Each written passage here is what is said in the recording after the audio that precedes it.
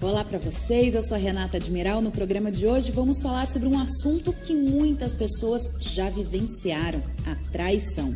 Olha, essa é uma das maiores dores que alguém pode sentir na vida. Quem já passou por isso sabe bem o que é se decepcionar com o outro, né?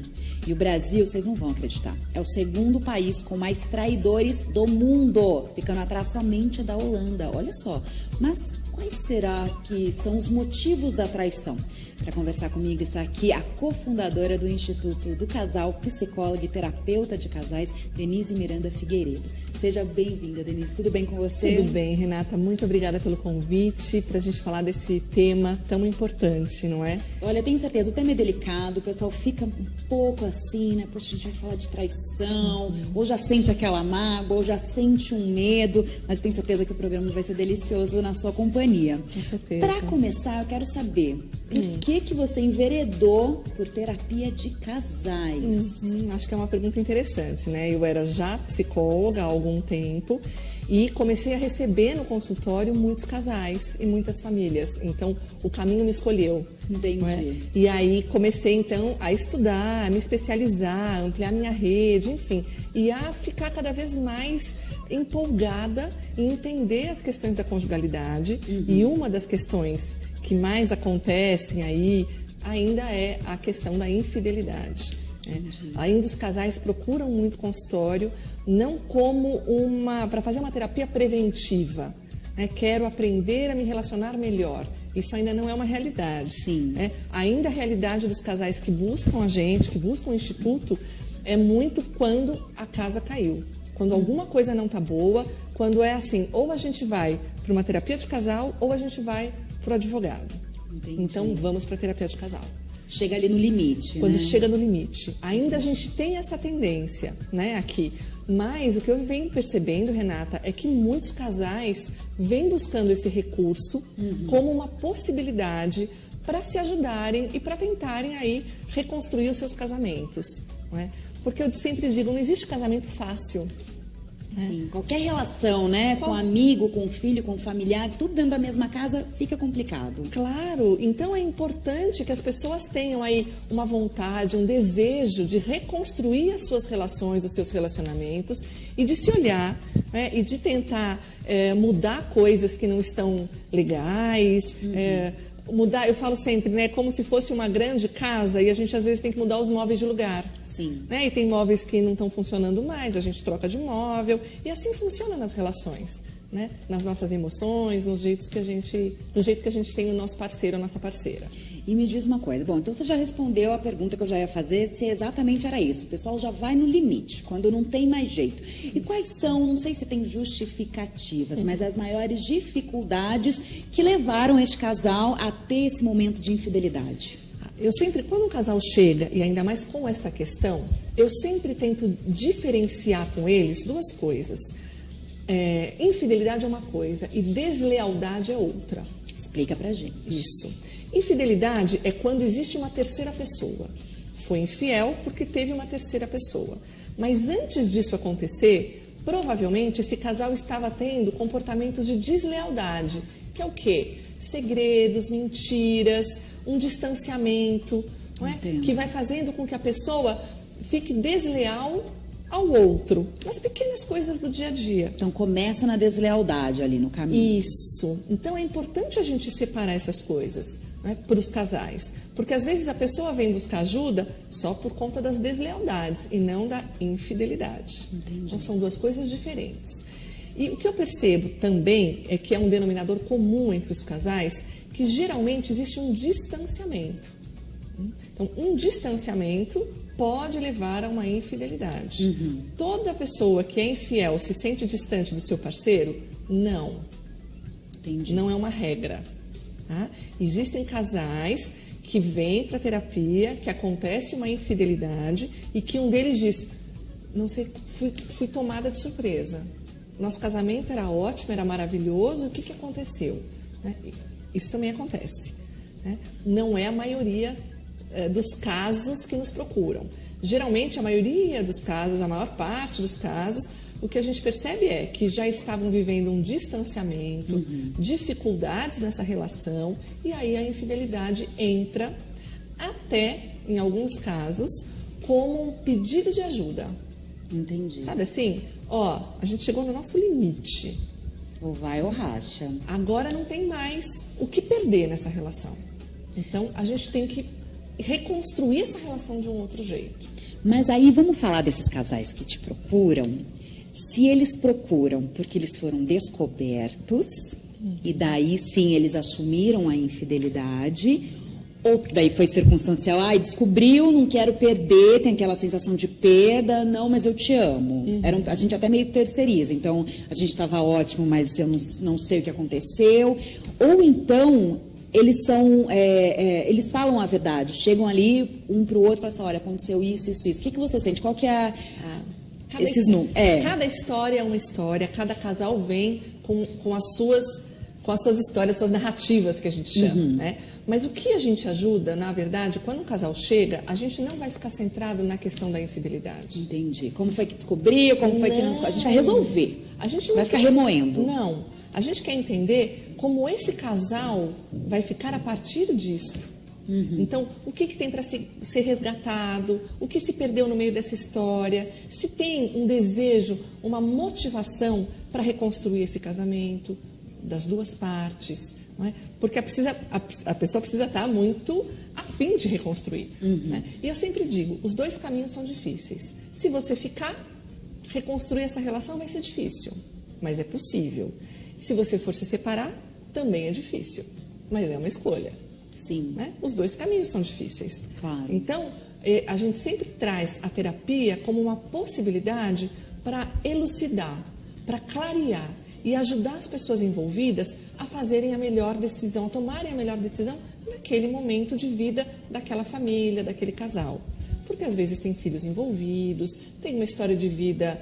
A maioria são casados? Não chegam naquela fase ainda de namoro, de noivado? Tem também. Tem também. Muitos namorados e que chegam, noivados, que estão prestes a se casar. Né? O que eu posso te dizer da nossa experiência é que a maioria não se separa.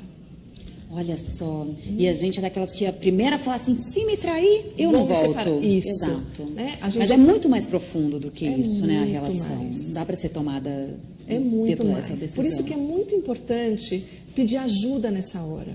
Ter um mediador para esse conflito. Ter um mediador para olhar para essa situação e ajudar esse casal a entender qual é a função da traição. A traição sempre tem uma função na vida de um casal, sempre. Então, a gente tenta sempre tirar o foco da traição, porque a gente não quer tratar do traidor e do traído como se fosse, né, o vilão e a da vítima. Não. Conjugalidade, relação de casal é sistema. Então, é sistêmico. Se você mexe numa peça, é um mobile. A outra peça se mexe também. Né? É mais complexo do que causa e efeito. Sim. Mas claro que a gente sempre diz, né?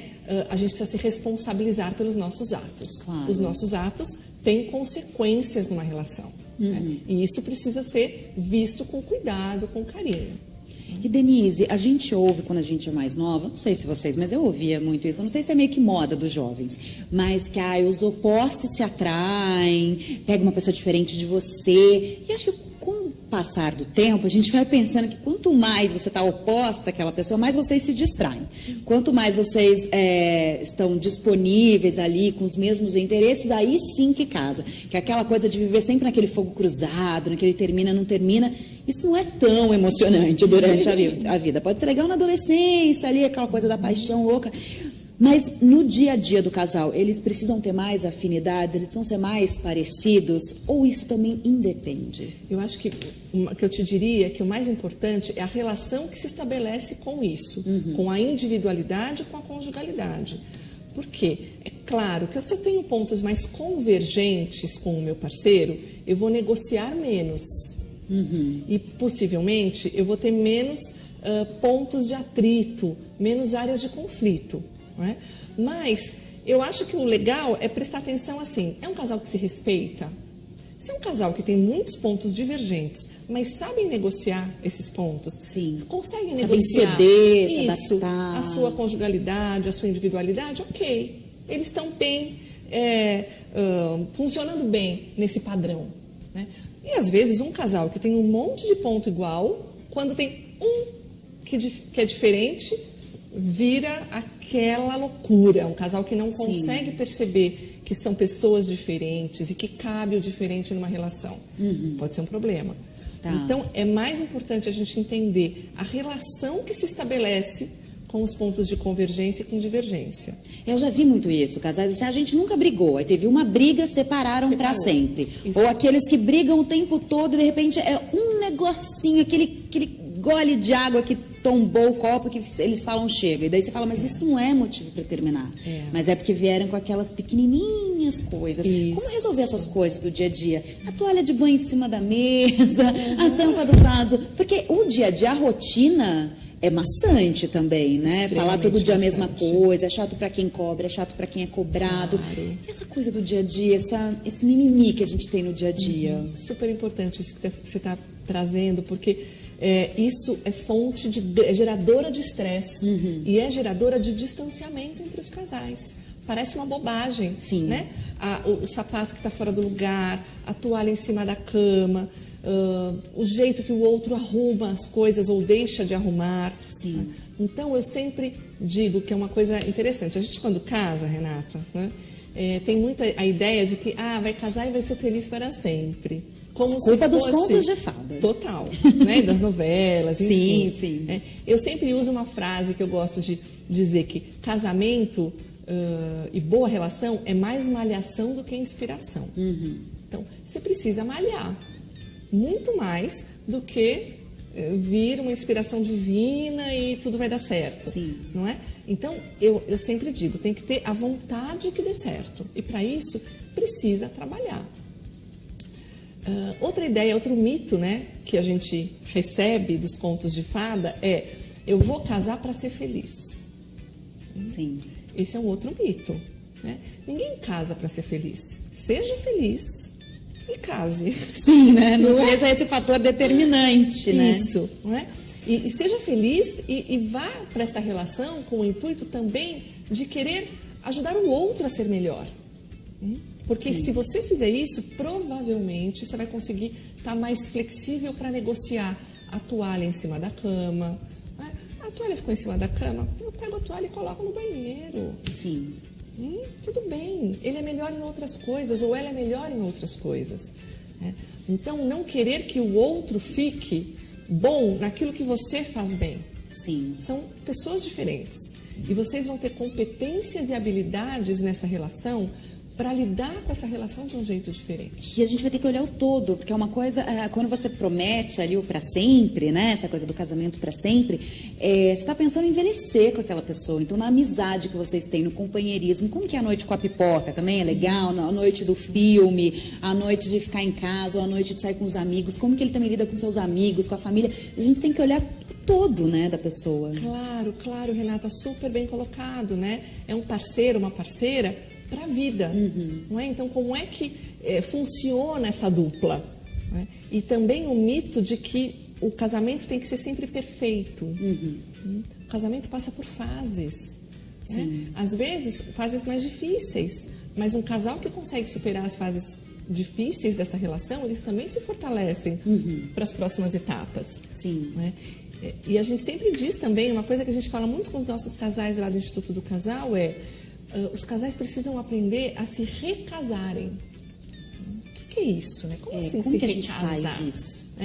A gente não é mais o mesmo de quando a gente casou. Não é? Um casal que fica junto 20, 30, 40, 50 anos, aquela mulher, aquele homem, ela não é a mesma. Né? Então, eles precisam sentar, conversar, realinhar expectativas. Eu gostava disso, agora eu não gosto mais. Eu gostava de namorar desse jeito, agora eu não gosto mais. Né? Eu gostava de ir para o cinema, agora eu não gosto mais. Como é que a gente vai negociar esse novo momento? Vamos descobrir outras fontes de prazer? Vamos descobrir um outro jeito de conversar? Né? que é diferente de quando a gente tinha 20 ou 30 anos. E Denise, mas vale a pena também resgatar? A gente ouve muito aquelas formulinhas, né? Separe um dia da semana para vocês, se obriguem naquele dia a sair, se obriguem naquele mês a fazer uma viagem. Essas saídas da rotina para o casal, principalmente aqueles que têm filhos. Quando os filhos nascem, a gente sabe, fica toda a atenção ali, 24 horas você tá muito assim pro outro, né? E mulher faz jornada dupla, eu sei que muitos homens também, jornada dupla, jornada tripla, isso não é mais algo só da mulher. Então eu vou querer saber isso, essas dicas, se essas regrinhas que a gente ouve, se funciona, se não funciona, mas eu vou voltar com essa pergunta no próximo bloco, pode ser? Pode, com Então, certeza. perfeito, pessoal. Você que está gostando aqui, estamos falando do medo de ser traído, não só disso, mas abordando o aspecto em si, como você se relacionar melhor com seu parceiro, com a sua parceira. Eu converso com Denise Miranda de Figueiredo, que é terapeuta de casais, e para você participar, tá aí já na nossa fanpage, dá aquele like, programa Análise Direta, no YouTube também para você assistir os programas Análise Direta. E claro, se você quiser mandar a sua mensagem, nós somos modernos, nós temos o WhatsApp também. Então você manda uma mensagem aí com suas sugestões, com as suas dicas, o que mais você quer que a gente fale aqui no programa, para 011 São Paulo 99224 7760. Se você está em outro país, coloca o 55 055 11, fechado? Daqui a pouco a Análise Direta está de volta.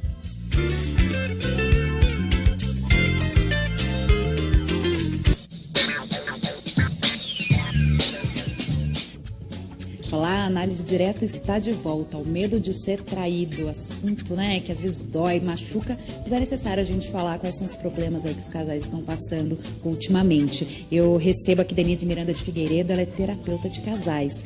Denise, saímos então do bloco anterior com aquela pergunta: existem regrinhas para você fazer o seu casamento durar mais, para ser melhor, sair de uma vez por semana, fugir nos feriados? Como fazer para o casal se reaproximar? Perfeito, Renata. Acho super importante a tua pergunta, porque ela está associada com aquilo que eu falei de que uma boa relação é mais malhação do que inspiração. Sim. Então, sair pode ser um bom jeito de buscar a aproximação. Ter esse dia da semana, sim, só do casal. Sai, vai comer uma pizza, tomar um café na padaria, enfim. Sim. Aquele momento em que a gente pode namorar o parceiro ou a parceira. Claro. Né? Sai de casa, né? Sai daquele lugar. É um tempo e um espaço para os dois. Né? Também, uma vez por mês, uma vez a cada 2, 3 meses, a coisa de sair, viajar, de comemorar o dia que se conheceram, o dia que casaram, né? O dia do mês. Esses rituais aproximam os casais e trazem unidade para o casal. Né? Então isso é muito importante e fundamental. Em coisas simples também, que às vezes a pessoa tá lá em casa e tá falando, mas eu não posso viajar todo mês, todo feriado que aparece. Mas, gente, tem tantos programas que você faz no parque, de levar um livro, um deitar no colo do outro e ler, ou andar de bicicleta, ou dar uma caminhada. Tem passeios que não são caros para você fazer e que recupera também a relação. Perfeito. Né? Eu sempre digo assim, pensa, o que você faria se você fosse namorada? Então, como namorada, o que eu faria? Eu encontraria no restaurante. Então faz isso um dia. Combina com teu marido e fala, olha, a gente vai se encontrar lá, né? E você vai me ver lá. Você não vai me ver me trocando, a gente não vai estar junto, saindo do mesmo lugar. Parece umas coisas meio bobinhas, enfim, mas são as surpresas. Sim. Que elas entrando na relação a dois, elas podem ajudar muito esse casal a se reconectar. E me fala o que você mais vê repetidamente no seu consultório. Você vê que são erros comuns, assim, que a gente não percebe quando a gente está ao lado de alguém, que a gente fica meio cego, né? A gente não percebe. Acho que os casais começam a se valorizar pouco. Então, eles não valorizam o que o outro faz. Você fala assim, achar que aquela relação já está ganha? Já é meu mesmo, então para que eu vou sair hoje, para que eu vou me arrumar? Ou não, vai muito mais além. Vai além disso. Vai, por exemplo, se você deita lá e o marido vem fazer uma massagenzinha no seu pé, você nem fala nada. Né?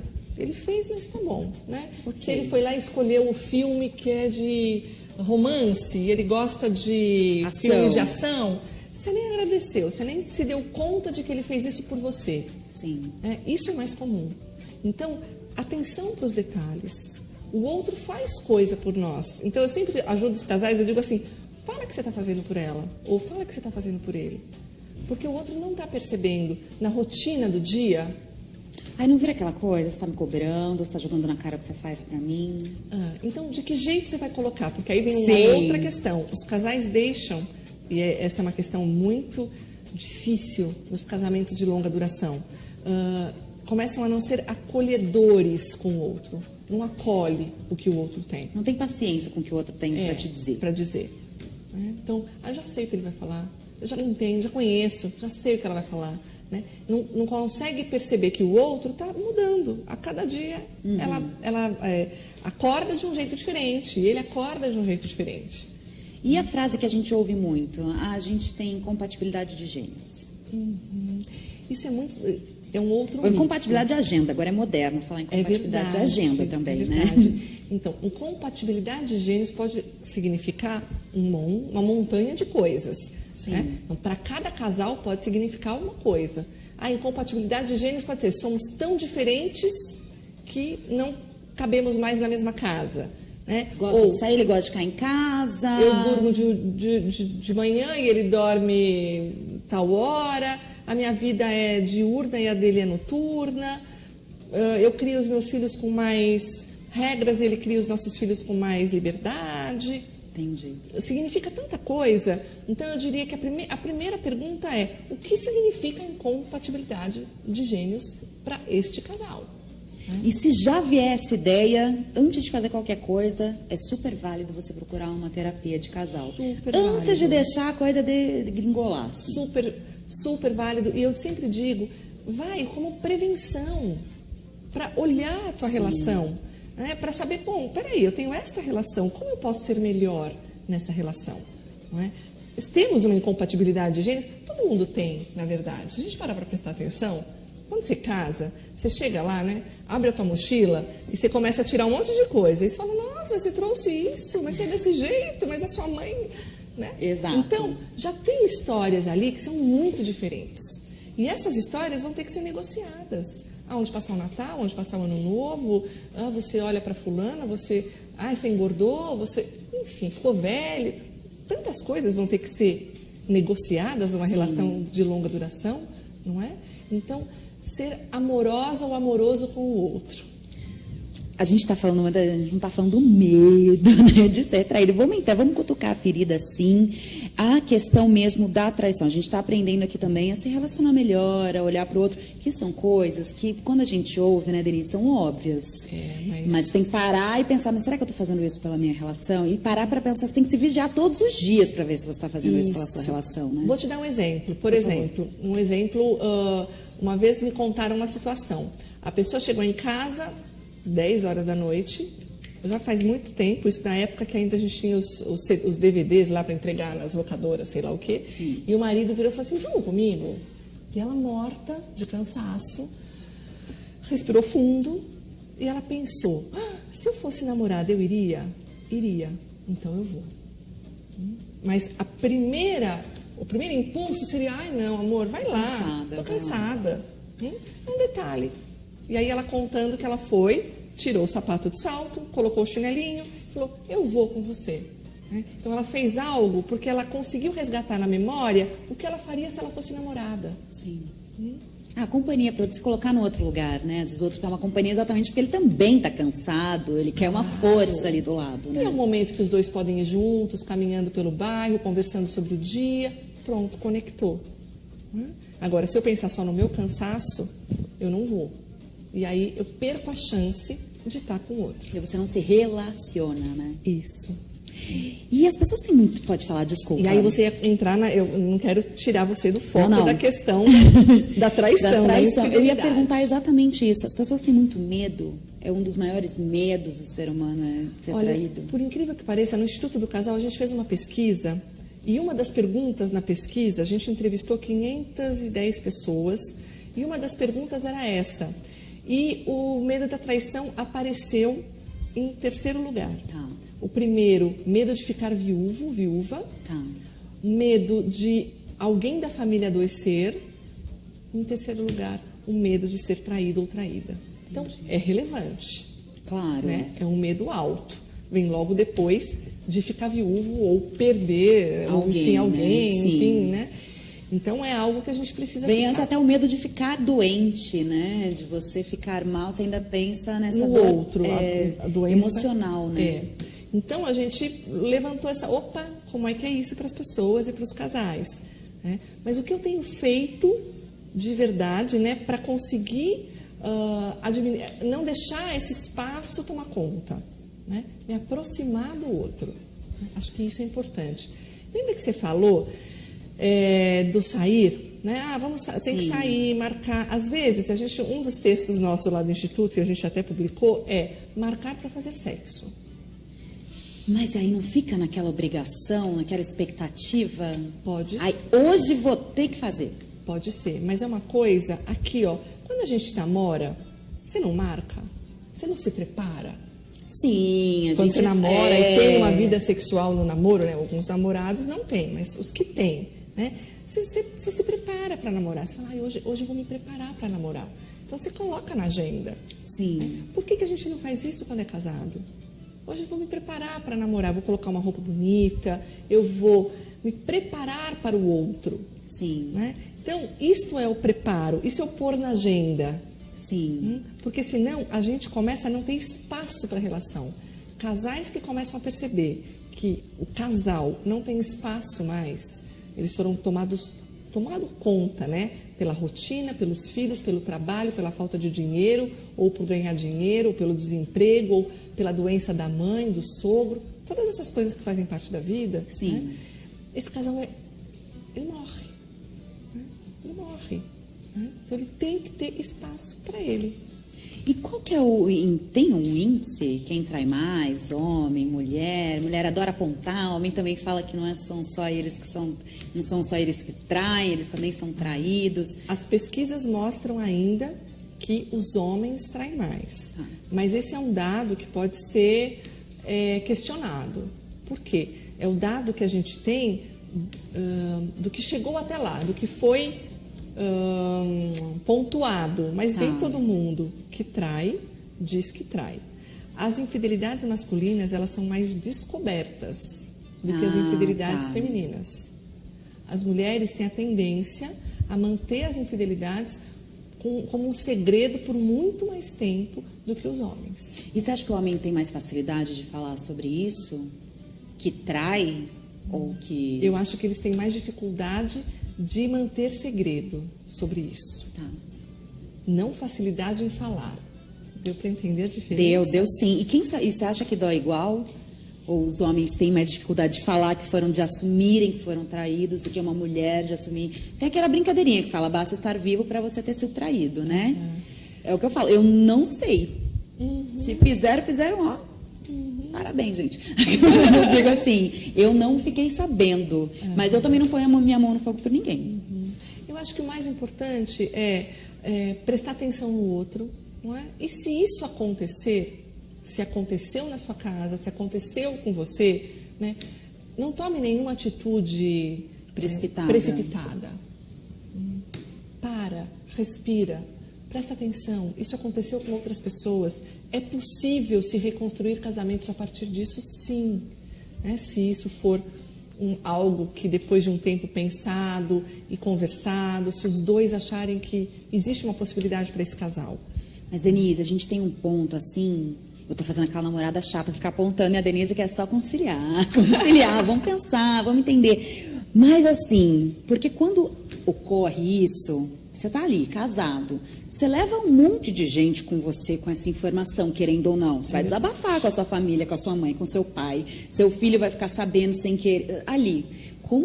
Olha não tem um preconceito muito grande para quem volta, para quem fala assim, não mãe, mas eu quero ficar com ele. E aí sua família entra em parafuso. Então, perfeito, Renata. Primeira coisa, não saia contando para todo mundo. Esta é uma questão do casal. Não é uma questão que a galera tem que ficar sabendo, a família toda tem que ficar sabendo.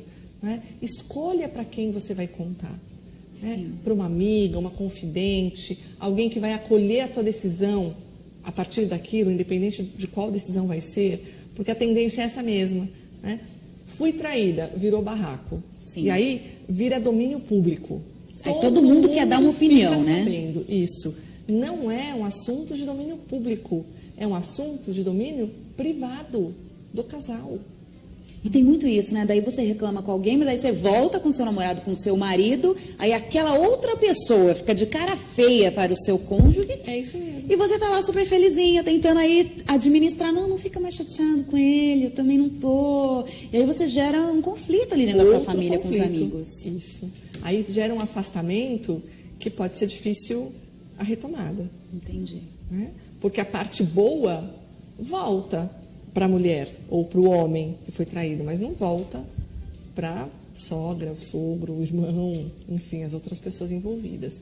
Né? Se houve uma traição, tentem preservar os filhos. Principalmente. Principalmente, porque também é uma questão que diz respeito ao casal. Não pode envolver a questão da paternidade e a maternidade, não é? Acho que os pais têm que ter essa responsabilidade em relação a isso. Eu sei que é muito difícil, Sim. Né? Mas é importante proteger os filhos, né? Em relação a isso. Pós-traição? Porque daí tudo bem, aconteceu, tá tudo bem não, aconteceu lá a traição. Tem que se responsabilizar por isso. Tem que se responsabilizar, vai lá, vai pra consequências. terapia. Mas e depois, se a pessoa fica paranoica? Aí hoje em dia você tem bilhões de redes sociais, né? As pessoas se separam por causa de Facebook, por causa de Instagram, por causa disso, por causa daquilo, por causa de mensagens. Como que a gente fica depois de ser traído? É muito difícil. Como não controlar o outro o tempo todo? Onde você vai? Porque você vai, quero que você volta. Onde você estava? Cada casal vai resolver de um jeito. Uns resolvem se separando por um tempo, uns resolvem traindo também, para daí ficar igual. Sim. Né? Uns resolvem, olha, agora você tem uma dívida eterna comigo. E aí joga na cara a vida O tempo inteiro. Então, são jeitos, nem sempre os jeitos de se resolver são jeitos mais saudáveis. Não é? Mas existem diferentes jeitos de se resolver esta questão. A gente vai falar, vamos entrar nesse jeito, fazer aquele mistério com o pessoal que está assistindo. A gente já fala sobre isso. A gente vai para um brevíssimo intervalo, porque a conversa está muito boa aqui com a Denise Miranda de Figueiredo, que é terapeuta de casais. Análise direta. Volta rapidinho, sai daí.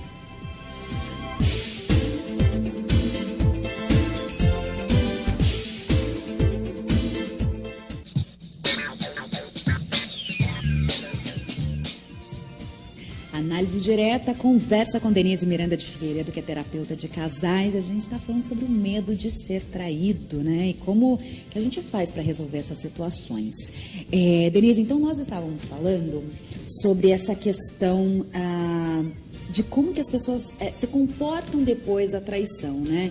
E você citou algumas coisas que eu já vi também acontecer. Então, por exemplo, eu traí, aí o outro também te faz de capacho o resto da vida. Acha que você tem que aceitar tudo, todas as grosserias, todas as explosões. Ou você comentou, daí eu traio, daí o fulano trai também, que ele precisa se vingar. Não sei se é questão de autoconfiança, dele também se sentir importante, que ele também pode fazer, o que ele vai dar o troco. Como que a gente resolve isso de uma forma civilizada?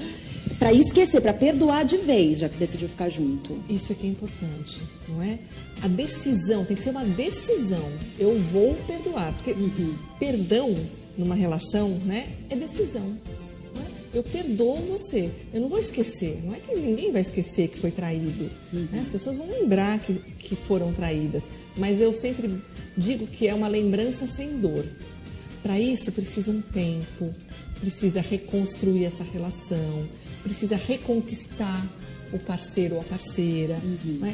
Com carinho, com cuidado, com delicadeza, não é? Conversando muito, qual a expectativa de um, qual a expectativa do outro, o que ainda tem de bom nessa relação, se é possível uma relação em que, enfim, a gente possa diminuir esse afastamento, né, e acontecer de novo essa reconciliação. Mas os comportamentos são diferentes? Por exemplo, a mulher é mais explosiva, o homem fica mais passivo. Tem algum comportamento que é muito comum? Eu não consigo perceber, né? Isso, pelo menos não na minha prática, né? Porque eu recebo casais e cada um com as suas histórias. Mas o que eu entendo é que o mais importante é que a maior parte dos casais consegue olhar para isso, entender a função disso na relação e a partir disso eles conseguem estabelecer novos combinados. Ou seja, a maior parte volta e consegue manter este casamento e consegue ter um casamento com qualidade. E os que não conseguem, o que você pensa disso? Por que é porque já realmente estava numa relação falida, uma relação que não tinha, ou também eles não se empenharam, porque se empenha dá? Qual que é a sua opinião? Eu acho que depende muito da história de vida também antes. Às vezes são casais que têm histórias com suas famílias de origem de muitas separações. A mãe separou, a avó separou, o pai separou. A gente fala muito que tem um padrão que se repete, Sim. que é um padrão transgeracional nas famílias. Às vezes isso pode acontecer. Como se fosse um legado da família. Sim. Né? Todas as mulheres, você já deve ter ouvido isso. Sim. Todas as mulheres da minha família se separam. Exato. Então, e aí fica difícil romper com isso, né?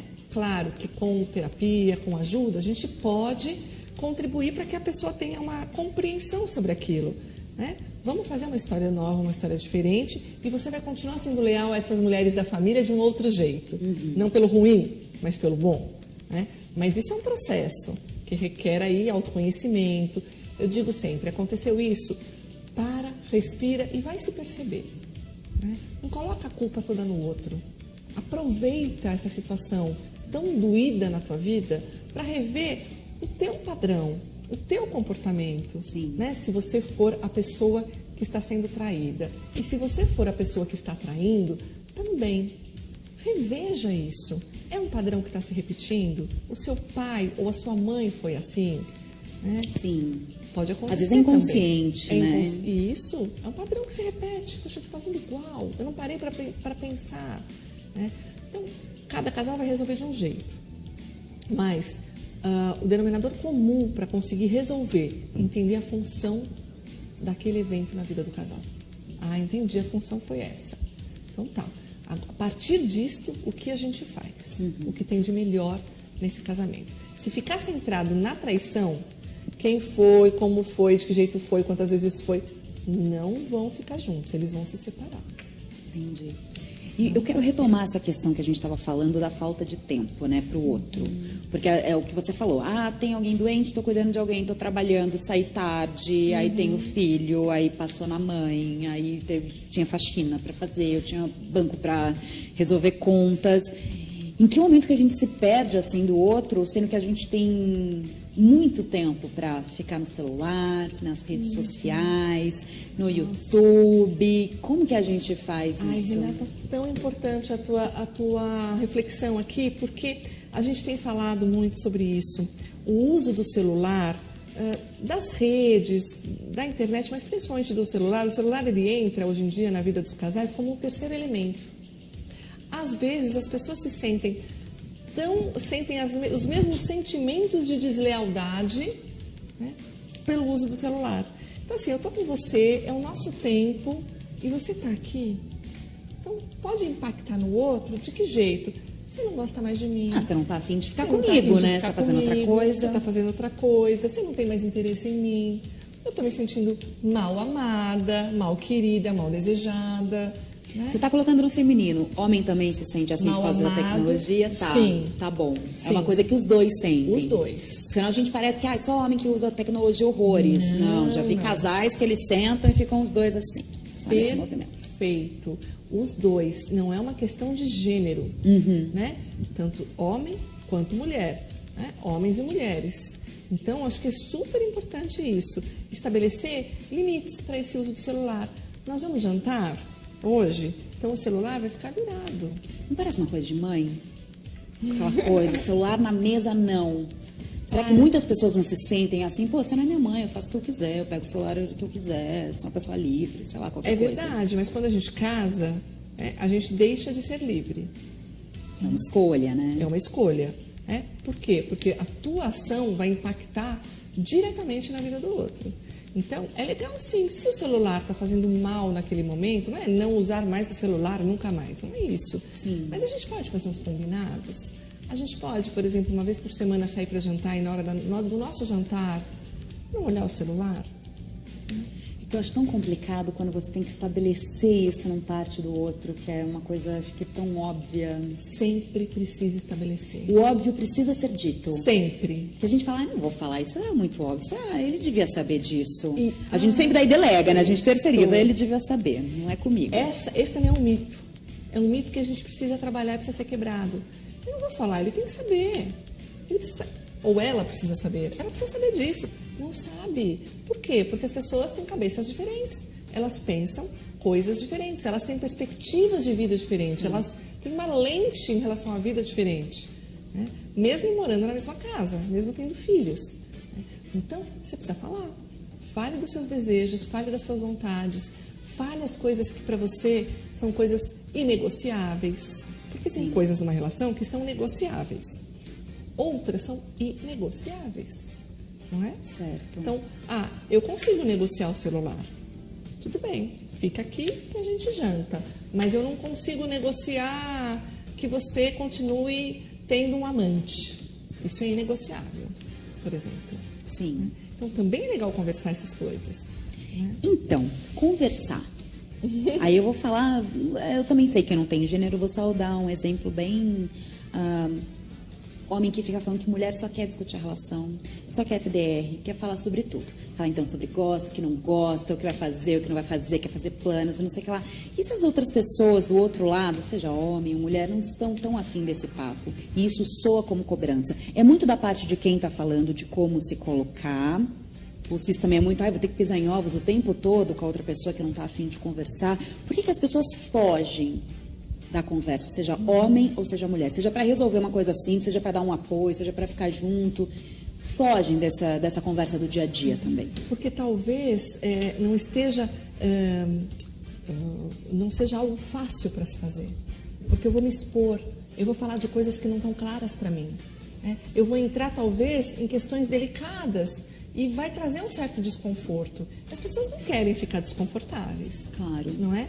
Mas às vezes o desconforto ele é importante para que a gente possa encontrar novos padrões de relacionamento. Então a DR, né, é muito importante. Não que você tenha que tudo ser tenso, tudo ser DR, mas tem um momento, por exemplo, no teu mês que você senta e conversa, né? É legal. Um exercício de sentar e conversar. Como é que a gente está indo? Nesse mês rolou uma coisa lá atrás que eu não gostei, eu fiquei triste. Isso é melhor do que quando você está com raiva, né? E começar a brigar. Muito melhor. Porque quando você senta, eu ouvia muito isso, assim, de alguns casais que ficaram juntos, meus amigos, que era muito isso. Não, a gente já conversa ali o que está ruim, porque na hora da briga você vai falar coisas, ele vai falar coisas, todo mundo se magoar, vai ser uma bagunça. Então converse quando você estiver bem. Isso. Né? Puxe o outro para conversar quando vocês estiverem ótimos, vendo aquele filme gostoso, na cama lendo um livro antes de dormir. Renata, isso precisa ser um casal muito maduro para isso. Ixi. Por quê? Geralmente quando o casal está bem, o que ele faz? Ele quer continuar bem, ele não quer falar. Ele não quer falar sobre o problema. Mas tá bom, por que eu vou falar sobre isso? Exato. Mas você tem toda a razão. É o melhor momento para puxar a DR, entre aspas. Vamos falar da gente. Por quê? Porque eu me importo com você, você se importa comigo e a gente precisa de um espaço para acertar aparar as nossas arestas. Sim. Não é? Mesmo que gere um certo desconforto agora, mas a gente está se preparando para o próximo momento da relação. E você acha que ainda tem um preconceito com terapeuta de casais? Vamos para terapia. Não, terapia não vou fazer. Eu acho que tem melhorado muito. Tem ainda, mas a gente tem sentido, mesmo no Instituto do Casal agora, que os casais, eles buscam muito e a gente tem escutado muitos deles dizendo, nossa, que coisa boa ter um espaço como esse para a gente poder cuidar da nossa relação. Sim. Porque a gente não estava conseguindo cuidar sozinho da nossa relação. Então, que legal a gente ter esse espaço. Né? Às vezes, um mediador ajuda os casais a falarem sobre temas que são temas mais espinhosos, mais difíceis. Né? Então, é uma possibilidade, né, de ajuda para os casais. Entendi. Você acha que tem casais que conseguem se resolver sem a interferência de uma terceira pessoa? Claro que sim, tem também. É muita maturidade, então. Né? Mas é legal, né? Se um casal consegue, o que precisa? Disposição, acolhimento, acolher o outro. Sempre vai conversar com outro, eu passo um exercício para os casais, que é assim. Lembre de uma pessoa que é a pessoa mais generosa que você tem, que você conhece na sua vida. Ah, a tia Maria. Legal. Então, o homem escolheu lá a tia Maria. Aí a mulher, um casal, né, heterossexual, a mulher escolheu a tia Joana. Tá. Então, agora, você vai fazer de conta que você é a tia Joana. E você vai escutar tudo que o teu marido tem para falar. Mas você vai escutar com os ouvidos da tia Joana. É um exercício de acolhimento. Um casal acolhendo o outro. É um crescimento do casal. Isso. Né? Exercício da escuta. Né? A gente não tem isso. Né? E para aquela pessoa que está latente, assim, que, sei lá, acabou de ser traída, está assistindo a gente, e daí já tomou toda aquela decisão, já arrumou a mala, já foi embora. Para essa pessoa que está precisando, ou que foi traída, ou que traiu, e está pensando, como é que eu vou resolver? Como que dá um norte para essa pessoa, por favor? A primeira coisa que eu diria é assim, não toma nenhuma, desfaz a mala. A primeira coisa, né? Não saia da sua casa. É a sua casa, é a sua história tá ali. Né? Também não joga as coisas dele ou dela pela janela do 10º andar. Calma, né? Respira fundo. Se você precisar de 1, 2, 3 dias, então, ok. Fala, olha, eu preciso de 1, 2, 3 dias para colocar as minhas ideias em ordem. Se não está conseguindo sozinha, peça ajuda. Não para a família toda.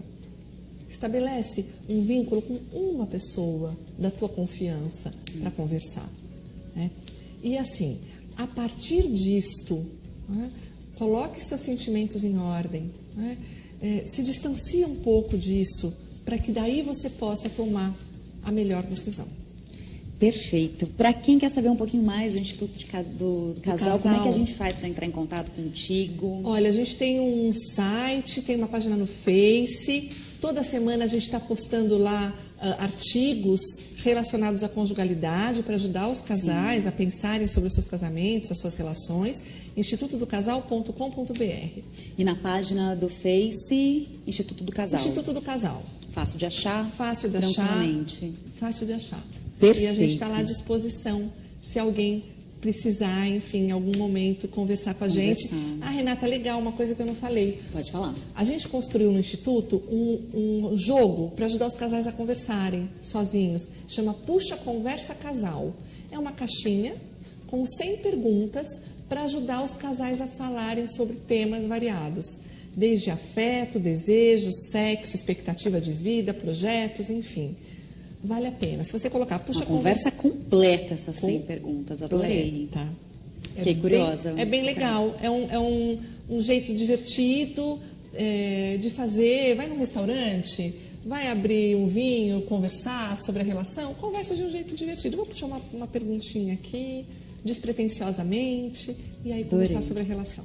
Denise, muito obrigada. Foi um prazer você. te ter Obrigada aqui. A você. Assim, nossa, eu tenho certeza que você ajudou muitas pessoas por aí. E fora que, assim, acho que cada conversa também a gente amadurece como pessoa, como casal. E vamos buscar isso, né? Esse amadurecimento e crescer juntos. Trocar é muito fácil, né? Hoje em dia você troca de celular, troca de geladeira, troca... Não vamos trocar, né? Porque com todo mundo vai ter as dificuldades. Então vamos crescer juntos. É mais malhação do que inspiração. Adorei. Fechou. Muito obrigada. Volte quando quiser aqui na Análise Direta. Obrigada, vai ser sempre bem Renata, recebida, pelo viu? acolhimento. Obrigada. Pessoal, para você que curtiu, quer nos acompanhar sempre aí no programa Análise Direta, vai lá no nosso canal do YouTube, Programa Análise Direta. Daí vai dar uma olhada nos programas que você perdeu, nos temas que a gente tem lá. Vale a pena, vai rever aquele programa.